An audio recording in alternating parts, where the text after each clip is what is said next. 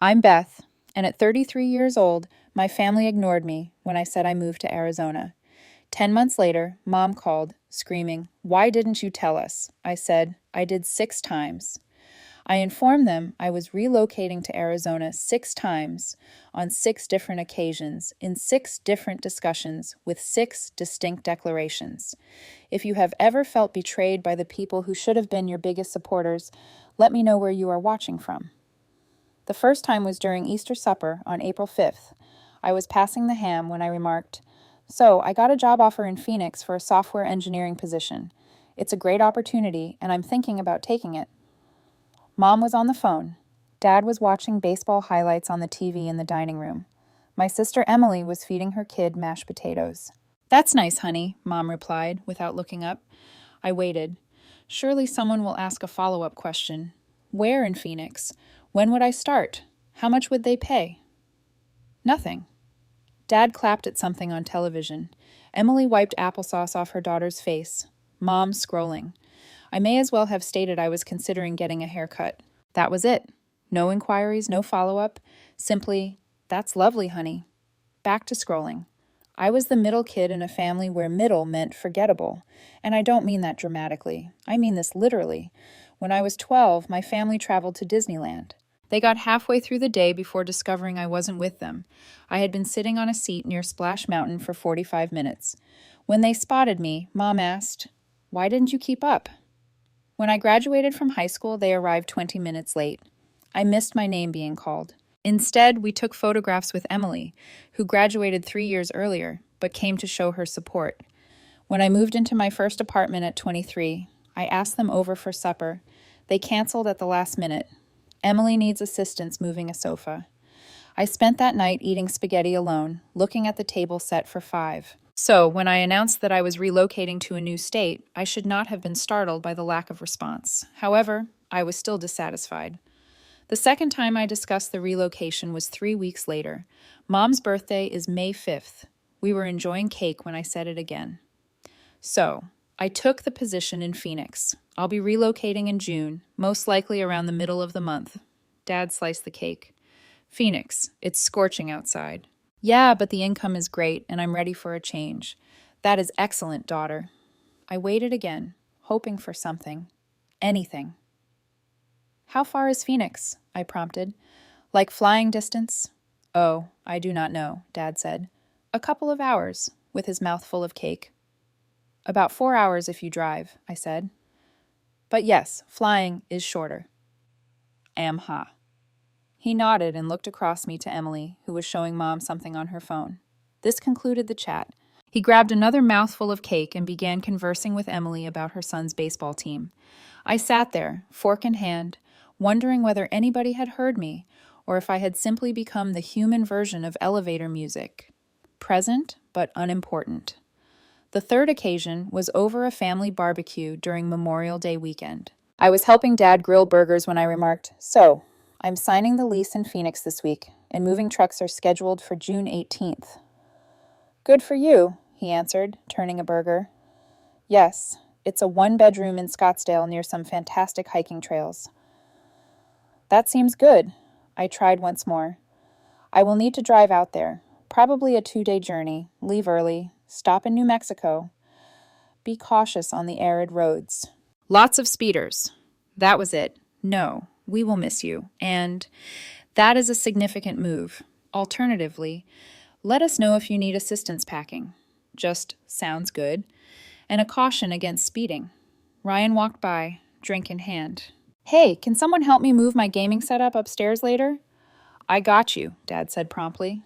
I stood there with tongs in hand, feeling the weight of invisibility. The fourth time was more straightforward. A family group SMS, June 12th. Me. "Hello, everyone. Final reminder, I'm relocating to Phoenix next weekend. The new address will be 22847 Desert View Lane, Scottsdale, Arizona, 85251. Please let me know if you have any needs before I depart." I monitored the group conversation and waited for answers. Emily shared a snapshot of her son's painting piece. 2 hours later, Mom responded to it with a heart emoji. Ryan submitted a pizza-related meme. My message, nothing. Not a single answer, not even a thumbs up. It lay there unread by most and ignored by all. I captured a screenshot, not sure why. Perhaps I knew I would need proof someday. The fifth time was the day before my departure, June 17th. I came by the house to say farewell. Mom was in the kitchen. Dad was inside the garage. Ryan was upstairs gaming. I'm leaving tomorrow morning, I told Mom. All of the trucks are packed. She was creating a grocery list. Oh, that is tomorrow. Have a safe voyage, honey. Yes, it is a lengthy drive. Probably take 2 days. Drink plenty of water. Oh, I waited there, hoping she would glance up. I was hoping she'd ask where I was staying on the drive and embrace me. She included milk on her list. Okay, I think this is it. Drive safely, honey. That was it. No hugs. No, we will miss you. There was no family gathering to send me farewell. Simply, remember to drink plenty of water. I stepped outside to my pickup. Dad was sorting tools in his garage. I am leaving tomorrow, Dad. Yep, good luck out there. Thanks. He returned to his tools. I sat in my truck for a full minute, staring at the home. I grew up in this house. I was leaving the home, and I understood nobody was going to stop me. Nobody was going to say they'd miss me, because they wouldn't. I departed the next morning at 6:00 a.m., alone. I drove 16 hours to Arizona with only a podcast playlist and the developing understanding that I might disappear without being seen. Turns that I was correct. The first month in Phoenix was a flurry of unpacking, learning a new job, and getting used to the heat. I shared a couple images on the family group chat. My new apartment, a sunset over Camelback Mountain, a photo of me hiking, and no answers, not even a pleasant view or a thumbs up emoji. I gave off trying after that. By month 4, I'd settled there, made a few friends at work, began hiking every weekend, joined a climbing gym, and discovered my favorite taco restaurant. My coworker Sarah asked me one day, "You talk to your family much?" "Not really." "They know you moved?" I told them. They didn't listen. She chuckled, believing I was kidding. I was not. I did not call home. I did not text. I did not reach out. Nobody reached out to me. Not for my birthday in July. Not for Thanksgiving. Not for Christmas. Complete quiet. It was as if I never existed. And honestly, it felt liberating. There will be no guilt trips about missed events, no last-minute favors, no more being the neglected middle kid at family dinners. It's just me, my new life, and the desert heat. In month 7, I received an SMS from Emily. "Hey Beth, can you pick up Mom's medication tomorrow? She is out of refills and the drugstore shuts early." I gazed at the message, read it 3 times. Me, I am in Arizona. 3 dots emerged, stopped, and reappeared. Emily. What? Me. I relocated to Arizona 7 months ago. I told everyone several times. Emily. Oh, I assumed you were joking. Assumed. Me. Emily, why would I make that joke? Anyway, can anybody else obtain it? Maybe ask Ryan. She did not react. I put down my phone and laughed, not because it was humorous, but because it was so completely on brand. 7 months. 7 months spent living in a separate state, and my sister assumed I was kidding. Month 10. No calls, messages, or check-ins. I celebrated Thanksgiving with coworkers, Christmas with a friend's family, and New Year's alone on a hiking trail watching the sunrise. It was serene. Sometimes it seems lonely, but it's calm. I shared a photo on Instagram. I'm at the Grand Canyon. Caption, year-end excursions. Emily enjoyed it. I did not make a remark. Mom didn't notice it. I wondered whether they noticed if I simply stopped publishing, appearing online, or attempting. Probably not. Month 13, I received the call. It was Tuesday, March 15th. It's been exactly 10 months since I relocated. Mom called, which was unusual. I nearly didn't respond, but curiosity prevailed. Hello, Beth. Where are you now? At home. Why? You missed Emily's daughter's birthday celebration yet again. Again? Yes. You have missed every single family gathering over the last year. Every birthday, holiday, and BBQ. We haven't seen you yet. What's up with you? I sat down on my couch and took a breath. Mom, I relocated to Arizona.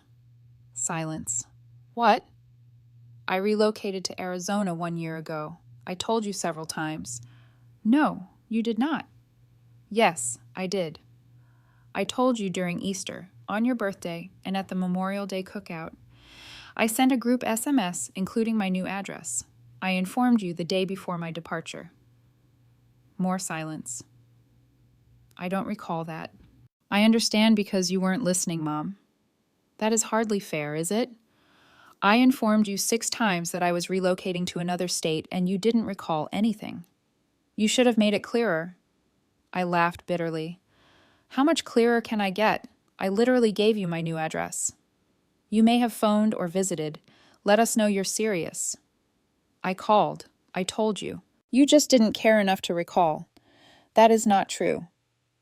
Mom, I have been gone for 10 months, a full year, and you didn't notice until I stopped showing up for family occasions. It's not because you miss me, it's because it was inconvenient.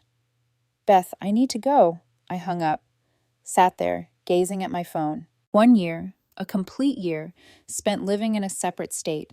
They didn't realize it until it touched them. That explained all I needed to know. Emily phoned 10 minutes later. Did you really migrate to Arizona? Yes. Why didn't you inform anybody? I did it 6 times. Nobody listened.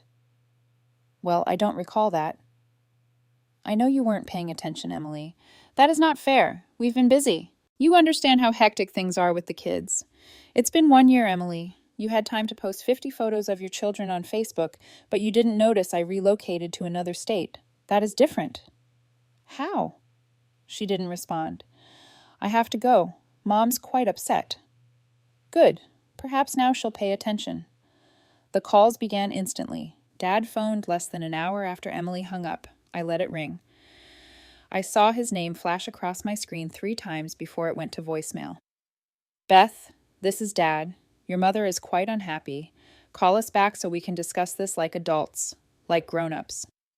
As if I were being childish. I erased the voicemail. Ryan followed up with a text. Ryan. Sister and wife, have you relocated to Arizona? Me. Yep. Ryan. When? Me. 10 months ago. Ryan. Why didn't you say anything? Me. I did it several times. You were playing Fortnite. Ryan. Oh. That was it. Oh. No apology, no acknowledgement. Oh, as I indicated, I got a haircut. Not that I had moved to a new state. That night, Mom called again. I nearly didn't respond, but I felt I'd better get it over with. Hello, Beth. I have been thinking about our chat earlier. Okay. And I think you're being quite unjust. I closed my eyes. How am I being unfair? You're acting as if we don't care that you relocated, but we did. We just didn't understand. You didn't follow through since you didn't listen. We were listening. You just weren't clear. Mom, I texted you my new address. How much clearer can I get? Well, we receive a lot of mails. We cannot be expected to recall every single one. It wasn't a single message. 6 distinct talks occurred over a 4-month period. I can't recall 6 chats. I understand what the issue is. Silence. Then, your sister is quite upset since you didn't inform her. I told her. She doesn't remember. That is not my fault. Beth, why are you making this so difficult? I laughed. Actually laughed. I am being tough? I relocated to another state and no one noticed for a year, yet I am the problematic one. You might have made more of an effort to keep in touch. I emailed photographs. I sent an SMS. I shared on social media. You disregarded everything. We did not disregard it. Mom, you did not even wish me a happy birthday. Silence. When was your birthday?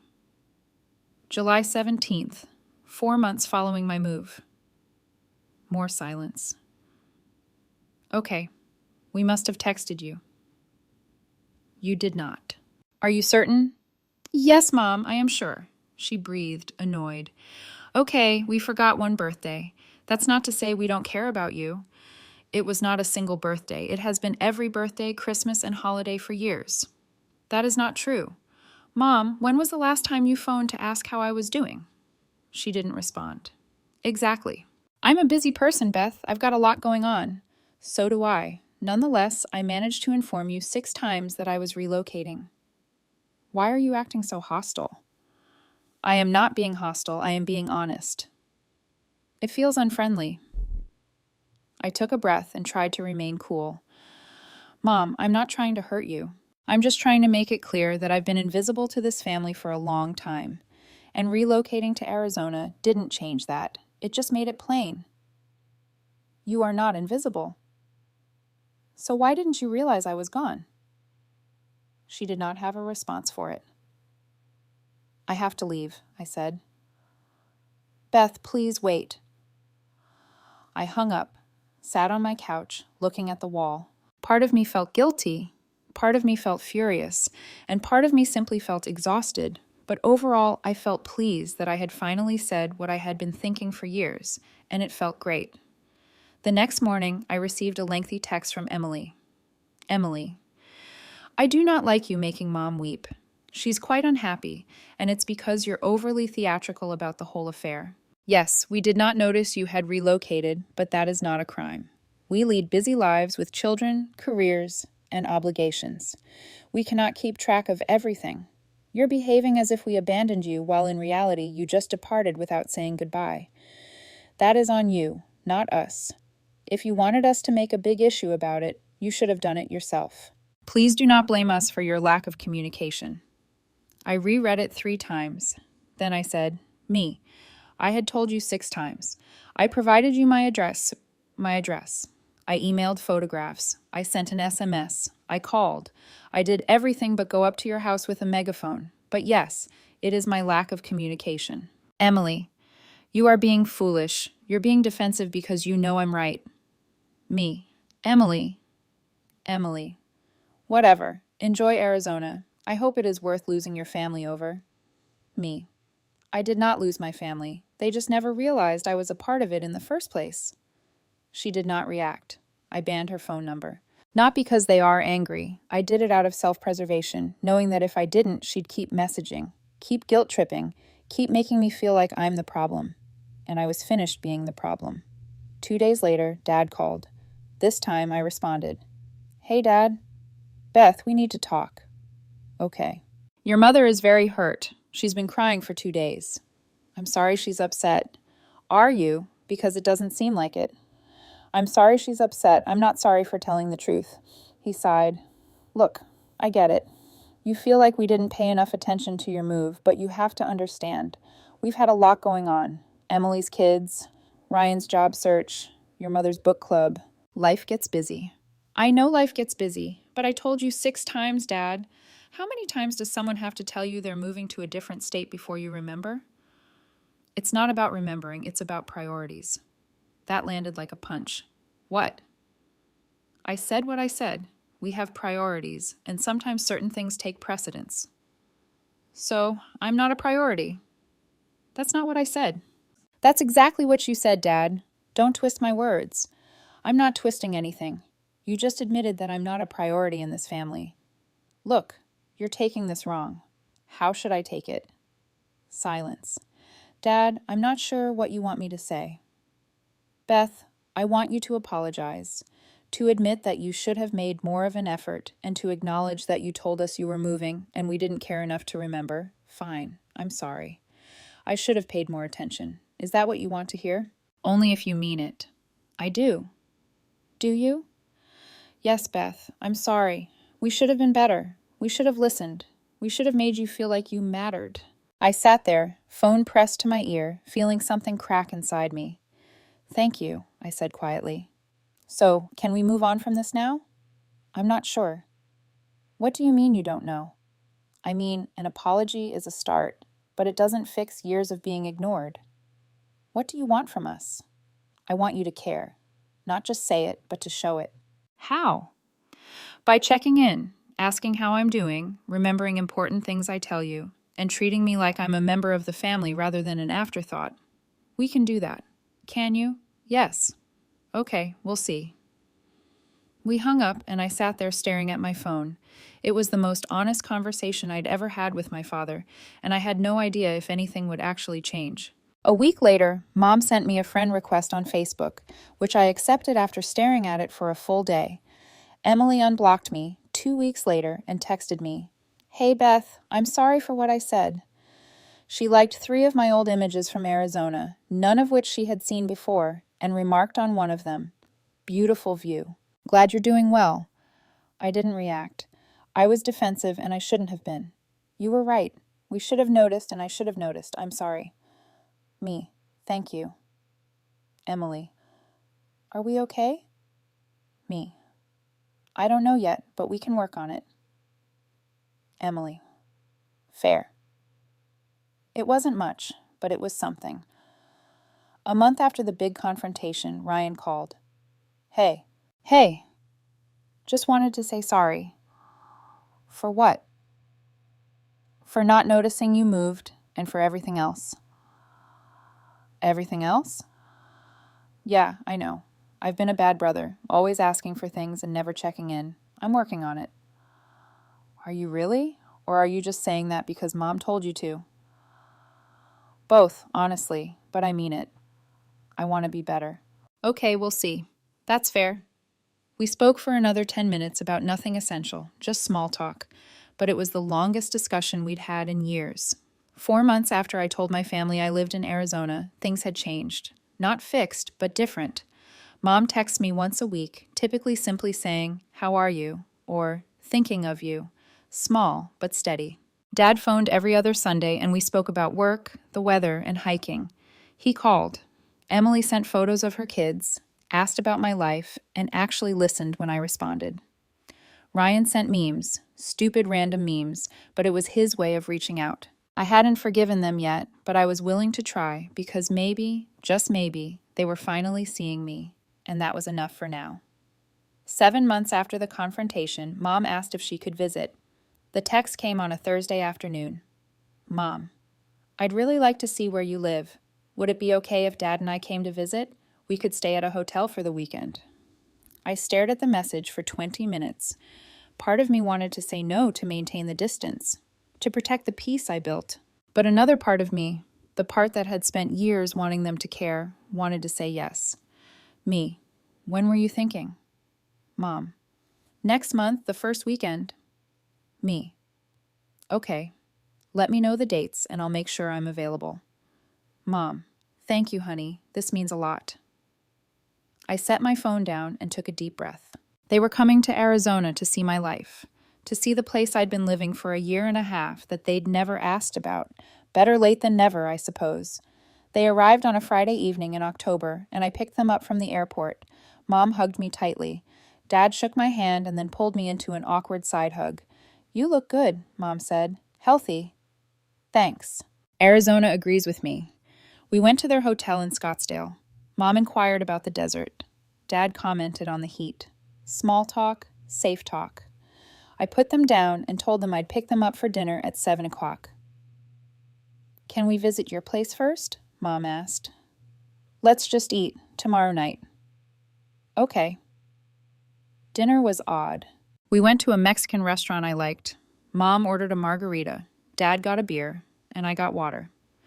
"So," Dad said, cutting into his burrito, "how's work?" "Good. Really good, actually. I got promoted last month to senior developer." "That's great, daughter. Congratulations." "Thanks," Mom smiled. "We're so proud of you." I nodded. Didn't know what to say. "Do you have friends out here?" she asked. "Yeah, a few from work, and some people I met hiking." "That's good. We were worried you'd be lonely."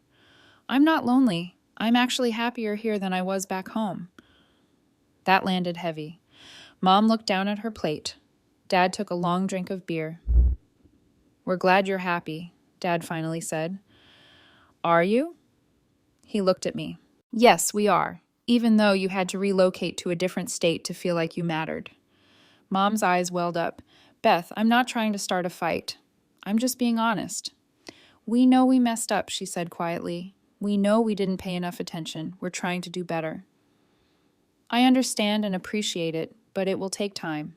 We finished dinner, talked about safer things, Emily's kids, Ryan's new job at a marketing firm, Mom's book club. It was fine. Not great, but fine.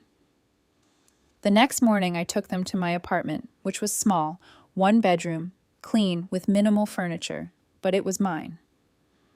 Mom walked slowly through, looking at the photos on my wall, the books on my shelf, the hiking gear in the corner. It's nice, honey, really nice. Thank you. Dad stood by the window. Good view. Yeah, I can see the mountains from here. Mom sat on my couch. Do you have everything you need? Yeah, I'm good. Because if you need anything, Mom, I'm good, I promise. She nodded and smiled, but I could tell she was trying not to cry. What? I asked. I just miss so much. A whole year of your life, and I'll never get that back. I sat down next to her. No, you won't. I'm sorry, Beth. I'm so sorry. I know. She wiped her eyes. Can you forgive us? I thought about it. Really thought about it. I'm working on it, but I'm not there yet. That's fair. We spent the day ascending Camelback Mountain, eating lunch in Old Town Scottsdale, and driving across the desert. It was the most time I'd spent with my folks in years, and it wasn't too bad. We didn't discuss much about the past, instead focusing on the present, the vistas, the food, the heat.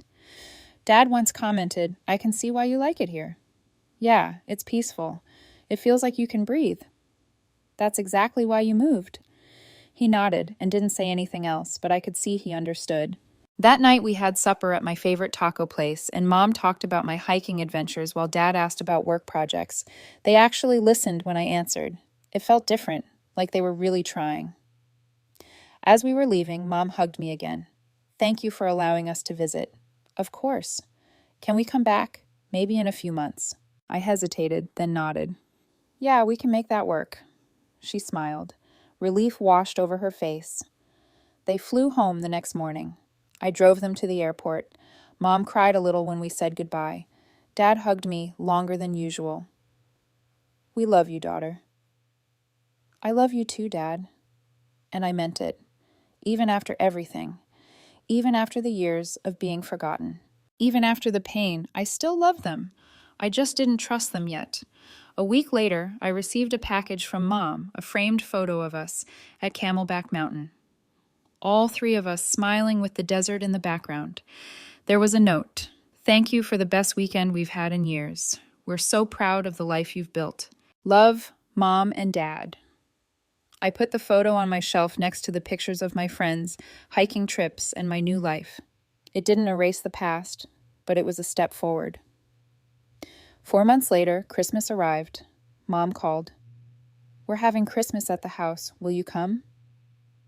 I'm not sure, Mom. Please, Beth, it wouldn't be the same without you. You had Christmas without me last year. You didn't even notice I wasn't there. I know, and that was wrong. But we're asking now, please. I thought about it. I'll think about it. That's all I'm asking. 2 weeks later, I booked a flight, not because I'd forgiven everything, but because I was willing to try. On Christmas morning, I walked into my parents' house for the first time in nearly 3 years. Emily was there with her children. Ryan was there with his new girlfriend. Mom was making breakfast, and Dad was putting up the tree. When I walked in, everything came to a halt. Emily ran over and hugged me. You came? Yeah, I came. Ryan high-fived me. Good to see you. Mom came out of the kitchen, wiping her hands on a towel. She saw me, froze, and then started crying. Hello, Mom. She walked over and hugged me tight as if she was afraid I'd disappear again. I'm glad you're here. I'm glad you're here too. Dad came over, shook my hand, and pulled me into a real hug, not a side hug. Welcome home, daughter. Home. It was strange hearing that word because Arizona felt like home now, but this felt like family. And maybe that was enough. We spent Christmas Day together, opening presents, eating too much food, and watching movies. Emily showed me videos of her kids. Ryan talked about his job. Mom asked about Arizona. And Dad asked about hiking. Having you here, it feels right. It feels like we're a family again. We're working on it. I know. And I'm grateful you're giving us the chance. I nodded. I'm trying, Mom. I really am. I know, honey. And that's all I can ask for. That night, before I flew back to Arizona, Dad walked me to my rental car. Are you leaving early tomorrow? Yeah, flight's at 9 o'clock. He nodded, hands in his pockets. Listen, I know things have been complicated, but I want you to know something. I'm proud of you for standing up for yourself, for building a life on your own, and for being brave enough to leave when necessary. I looked at him. Really? Really? A lot of people wouldn't have done that. They would have stayed and been miserable. But you chose to leave. That takes guts. Thanks, Dad. I mean it. And I'm sorry we didn't see it sooner. We should have. Yeah, you should have. He smiled, sad but genuine. We'll do better, I promise. I hope so. We hugged. And for the first time in years, it didn't feel forced. It felt real.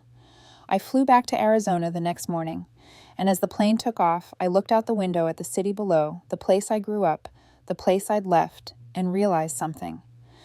I didn't need them to fix everything. I didn't need a perfect apology or a tearful reunion. I just needed them to try. And they were trying. That was enough for the time being. 3 years after I moved to Arizona, my life had changed dramatically. I'd been promoted twice to senior lead developer, and my team respected me. My boss valued my input, and I had a voice that people actually heard. I bought my first home, a small 2-bedroom house with a yard and a mountain view, and I sent a photo to the family group chat. Mom, congratulations, honey. So proud of you. Emily, beautiful house. When can we visit? Ryan, sick place. Dad, well done, daughter. I received 4 positive responses within an hour. It was such a small thing, but it meant everything. That spring, Mom started calling every Sunday, not to ask for anything, not to guilt me out for missing events, but just to talk. How was your week? Good. We launched a new feature at work. Went hiking on Saturday. Where did you hike? Superstition Mountains. Really beautiful trail. Dad began texting me articles about hiking, Arizona, and technology. Nothing deep. Just thought you'd find them interesting. And I did. I sent photos and she responded. It became a routine. Sunday morning coffee, Mom's call, 20 minutes of actual conversation. It was their way of saying, we're thinking about you. And it worked. Emily invited me to her daughter's birthday party. I know it's far, but if you can make it, we'd love to have you. And if you can't, we completely understand. No guilt, no pressure, just an invitation. Me, I'll try to make it work. I booked a flight. I flew back for the weekend. When I arrived at the party, Emily hugged me like I was a soldier returning from war. You came? Of course I came. You invited me. I know, but I didn't expect it. I'm just really glad you're here.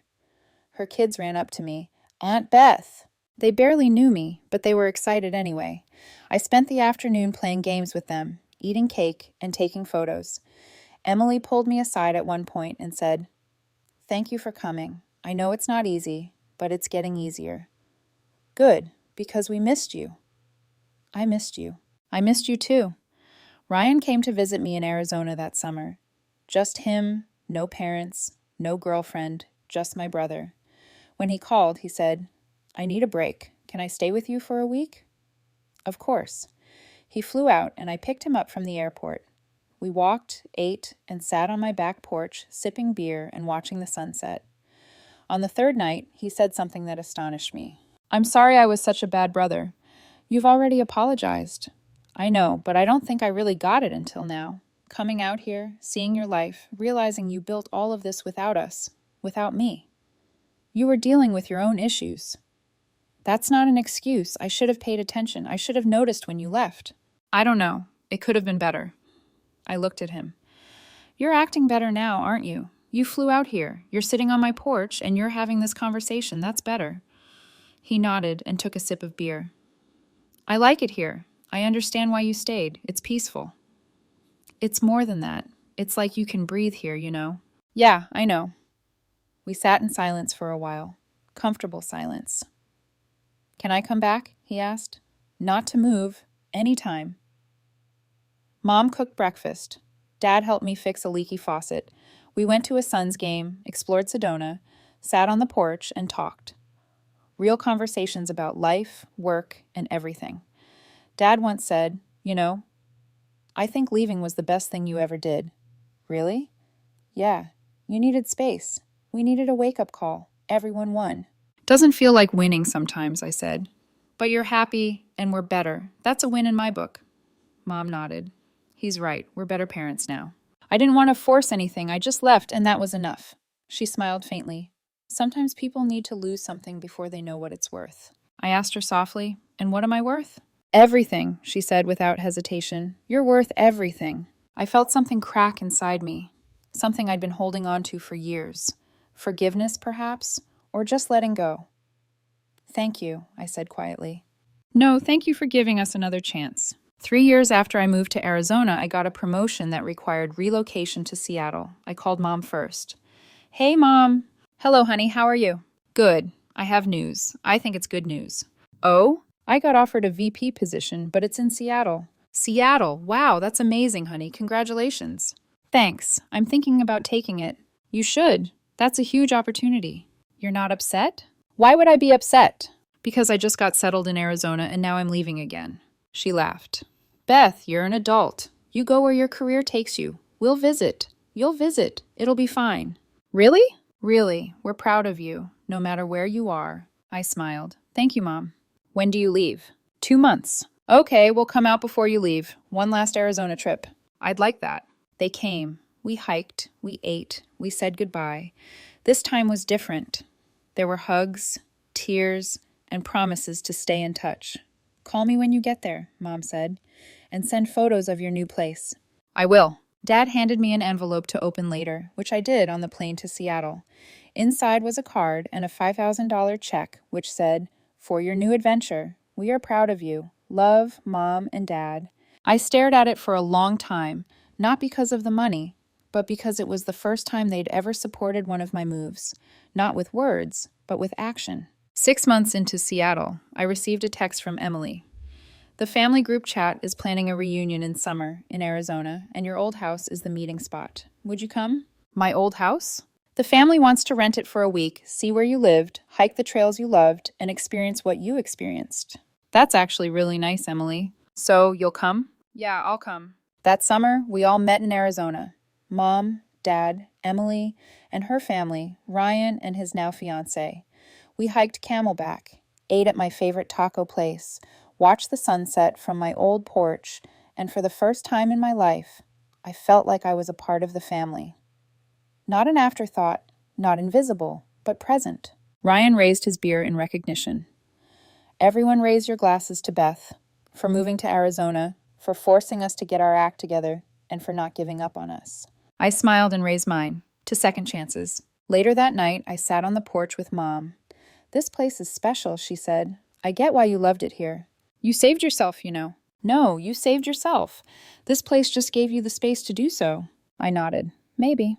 I'm sorry we didn't notice you while you were standing right in front of us. Do you forgive us? I thought about it, really thought about it. Yeah, I do. She began weeping. Thank you. But Mom. Yeah? If you ever stop seeing me again, I'm moving to Alaska. She chuckled through tears. Deal. I was standing in my Seattle apartment 5 years after moving to Arizona, looking at the photos on my wall. Arizona sunsets, family dinners, hiking trips, group photos. My phone rang. Sunday morning, right on time. Hey, Mom. Hi, honey. How was your week? Good. Really good. We talked for 30 minutes about work, about life, about nothing important. And when we hung up, I smiled because I'd spent years being invisible. But now I was seen, and that made all the difference. That Sunday call became tradition. Every week, without fail, Mom would ring just to hear my voice. Sometimes Dad joined, sometimes he didn't. But even when he didn't, I could hear him in the background asking, "How's our girl?" And that was enough to make me smile. Life in Seattle felt good. Different from Arizona, cooler, quieter, surrounded by rain instead of desert air. But I carried a calmness with me that no storm could shake. The calm of knowing I wasn't forgotten anymore. A year after I moved, I bought another small house, this time closer to the water. When I sent photos, Mom responded, "You really have an eye for beauty." Dad wrote, "Looks perfect, just like you." And for once, I didn't roll my eyes. Emily visited with her kids that summer. Watching them run along the pier, laughing, sticky with ice cream, I realized I wasn't angry anymore. I didn't need an apology in every conversation. They'd changed, not perfectly, not all at once, but enough. That evening, while we watched the sunset, Emily leaned her head on my shoulder. "You know," she said quietly, "you were right. You weren't being dramatic. We really didn't see you. I turned to her. And now? Now I see you everywhere, she said, smiling. You're the strong one in the family. I laughed softly. Took you long enough. She grinned. Yeah, but you're worth the wait. When they left, I stood on the dock and waved until their car disappeared. Then I whispered to the sea breeze, worth the wait. Years passed. I grew in my career, led new teams, mentored younger women in tech who reminded me of myself at 27, eager, uncertain, and desperate to be seen. Every time one of them spoke timidly in a meeting, I'd think of how long it took me to raise my own voice, and I'd make sure theirs were heard. It was my quiet way of breaking the cycle. Mom and Dad grew older, slower, softer. They sent postcards when they traveled, even if it was just to a nearby lake. Dad started ending his calls with, "We love you, kiddo," and Mom began every birthday text with, "To our brave girl." One summer evening, I flew home for a family gathering. It had been 10 years since the Arizona move. The house looked smaller, the garden fuller, and when I stepped inside, there were pictures everywhere. Photos of my visits, my hikes, my homes, my life. On the mantle, right in the center, was the framed photo from Camelback Mountain. "Look who's finally home," Dad said, smiling as he came down the hall. "Home, huh?" I teased. He nodded. "Wherever you are, that's home now." We had dinner. Laughter, teasing, too much food. Emily's kids told me they wanted to move to Arizona someday. Ryan's little girl asked if I'd take her hiking one day. I promised I would. Later that night, I found Mom sitting on the porch looking up at the stars. She patted the seat next to her. "Come sit, honey." I sat, and for a while we said nothing. Just listened to the crickets. Then she whispered, "Do you ever regret leaving?" I thought for a long moment. No, leaving made me visible. It made me love you from a distance until we learned how to meet in the middle. She smiled, tears glinting in her eyes. "I'm glad you didn't give up on us." I almost did. "But you didn't," she said. "And because of that, we got better." I leaned against her shoulder. "Maybe we all did." She nodded, her hand finding mine. "You know what I think?" "What?" "You were never the invisible one, Beth. We were just blind." We sat there holding hands, watching the stars shimmer over the quiet street. And in that moment, I realized something simple and true. Sometimes you have to leave so people can learn how to see you. And when they finally do, when they look up, really look, you understand that love was never gone. It was just waiting to be found.